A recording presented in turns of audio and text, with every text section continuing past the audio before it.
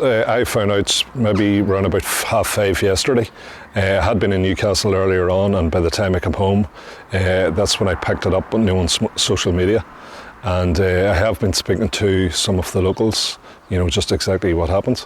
And this happened, it was during the Donegal and Down match, and it was about 15 minutes into the match when the occupier of the first house noticed, and smelled something burning, and got up and noticed that there was a fire in his garden shed. Unfortunately, there was an oil tank beside the fire which caught blaze fairly quickly, and the oil spread to the second house, and it's the second house that has taken the brunt of the damage.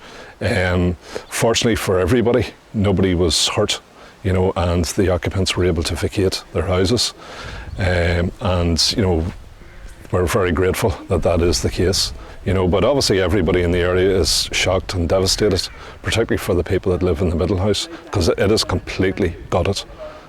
All the contents are completely destroyed, and they have been left virtually homeless. Yeah. And we're seeing the front here, but I'm led to believe that the back has been damaged even more severely. Yeah, it's just sheer devastation. It's like a bomb site out the back.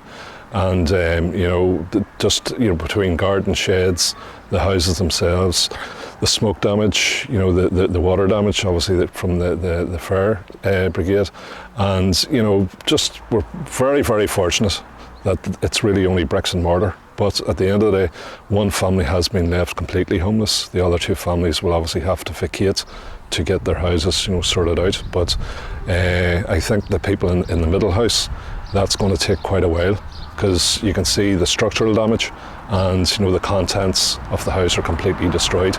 They'd only moved into the house just coming up to a year now, and they were in the process of doing it up. So everything that they've put into it, unfortunately, has been destroyed.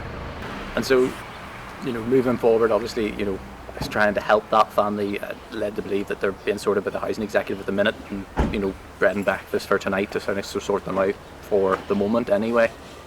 The housing executive will be able to help them to a degree, but all they can do is provide them with accommodation. Unfortunately, the accommodation will need to be equipped with furniture, etc. And this is where there is going to be a bit of what we will have to do is to rally round and try and help out this family as much as we possibly can. As I say, everything that they own was in the house, and they were able to escape, obviously, with their lives. We're very lucky with that, but all they have left is what they have on them.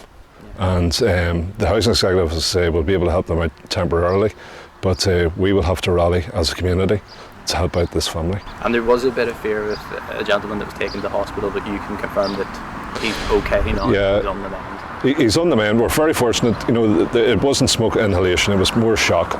And this is an elderly gentleman, and it was just obviously even neighbours from maybe quite a distance away were totally taken aback by the ferocity of the flames, and they were shaken and shocked as well. So you can imagine the people who were adjacent to the fire, how they would have been impacted upon.